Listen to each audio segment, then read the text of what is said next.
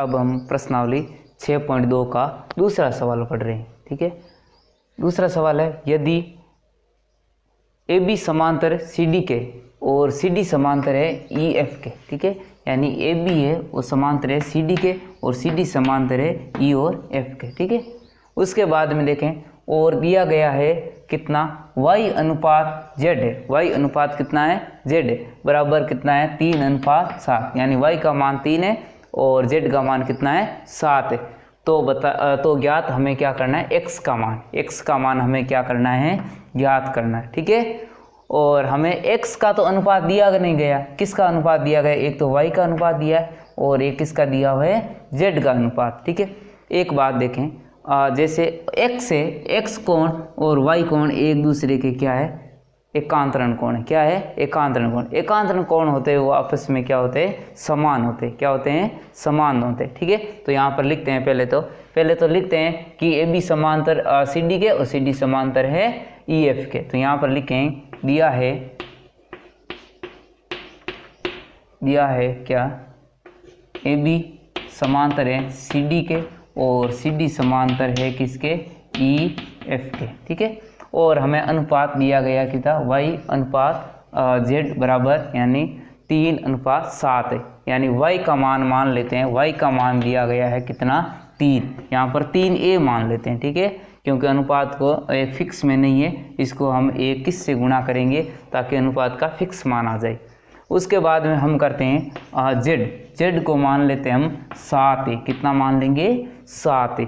ठीक है, उसके बाद में अभी बताया है कि x और ये z है एकांतरण कोण है। क्या है, एकांतरण, और दो एकांतरण कोणों का योग कितना होता है, 180 डिग्री होता है। यानी यहाँ पर लिखें कोण x प्लस कोण y बराबर कितना हो जाएगा, 180 डिग्री। कितना हो जाएगा, 180 डिग्री। ठीक है, और हमें दिया गया, क्योंकि एकांतरण कोण है। और यहाँ पर एक चीज़ और देखें, यहाँ देखें कि x बराबर क्या दिया हुआ है, z होगा। क्यों होगा, रीजन यहाँ पर लिख देते हैं, क्यों होगा, क्योंकि एकांतरण कोण है। कौन से, एकांतरण कोण है। ठीक है, यहाँ पर लिख लेंगे एकांतरण कोण लिख देंगे। ठीक है, यानी x है वो किसके बराबर है, z के बराबर है। x है वो z के बराबर है, क्यों है, क्योंकि एकांतरण कोण हमेशा आपस में बराबर होते हैं। अब देखें x प्लस वाई, यानी x प्लस वाई का मान यहाँ पर देखें, x प्लस वाई का मान 180 डिग्री होगा। कितना होगा, 180 डिग्री होगा। क्यों होगा, क्योंकि एक रेखा पर एक तरफ दो कोण बनते हैं।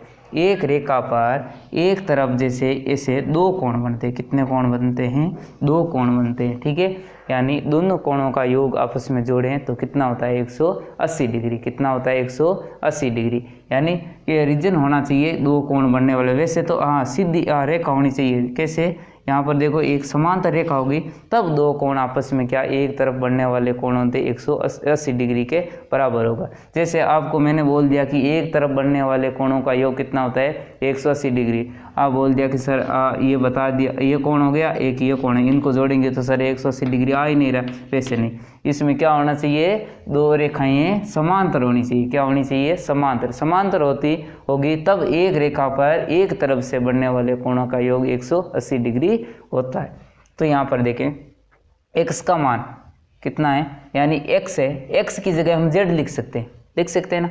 x के बराबर कितना है, z है। x के बराबर कितना है, z है। ठीक है, तो हम यहाँ पर लिख सकते हैं x की जगह कोण z लिख सकते हैं। कितना लिख सकते हैं, कोण z। क्यों लिख सकते हैं, क्योंकि x और z आपस में क्या है, बराबर है। क्या है, बराबर है। तो यहाँ पर क्या लिख देंगे, x की जगह कोण z हो जाएगा और कोण y की जगह y, और यहाँ पर 180 डिग्री हो जाएगा। कितना हो जाएगा, 180 डिग्री हो जाएगा। ठीक है, इनको मिटा देंगे, आप कंफ्यूज होंगे। उसके बाद देखें कोण z का मान हमें कितना रखना है, z बराबर कितना रखना है, 7 है। कितना रखना है, 7 है। तो यहाँ पर मैं z की जगह 7 रख सकता हूँ। उसके बाद में y की जगह हमें कितना रखना है, 3 है। कितना रखना है, 3 है, क्योंकि y का मान कितना है, 3 है। यहाँ पर रख दिया 3 है, बराबर कितना हो जाएगा, 180 डिग्री। अब 7a और 3a कितना होता है, 10 है। कितने होते हैं, 10 है। तो यहाँ पर 110 लिखना है। ठीक है, और 180 डिग्री हो जाएगा। और चर और अचर पदों के बीच में क्या होती है, गुणा। तो एक पक्षांतरण करेंगे तो क्या हो जाएगा, भाग। 180 बटा कितना हो जाएगा, 10 हो जाएगा। 0 से 0 कैंसिल, तो ए का मान कितना आ जाएगा, 18 डिग्री। कितना आ जाएगा, 18 डिग्री। ए का मान 18 डिग्री आया। हमें परफेक्ट मान निकालना है, अभी बताया था। ये पर का मान हमने निकाल लिया, कितना आया, 18 डिग्री। कितना आया, 18 डिग्री। ठीक है, अब निकालेंगे वाई का मान। पहले बोला था वाई का मान परफेक्ट नहीं है, अब परफेक्ट वाई का मान निकाल लेंगे। वाई बराबर कितना लिखा है, 3 है। कितना लिखा हुआ है, 3 है। तो हम बराबर की जगह बराबर, 3 की जगह 3, और चर पदों के बीच में क्या होती है, गुणा। और ए का मान हमने कितना निकाला है, ए का मान निकला 18, और 18 का 18, 18 दूना 36, 18 कितने होते हैं, 54। कितने होते हैं, 54। तो यहाँ पर वाई का मान कितना हो जाएगा, 54 डिग्री। अब निकालते हैं जेड का मान। किसका निकालते हैं, जेड का मान। जेड का मान है वो परफेक्ट मान नहीं है, वो 7 है। कितना है, 7 है। तो जेड बराबर कितना लिख देंगे, 7 है, और बराबर की जगह बराबर, 7 की जगह 7, और उसके बाद में क्या करेंगे, 18 से गुणा कर देंगे। और 18 का 18, 18 37, 18 3 54, 18 74, 18 95, 18 8 108, 18 7 कितने हो जाएंगे, इनको गुणा कर लेंगे।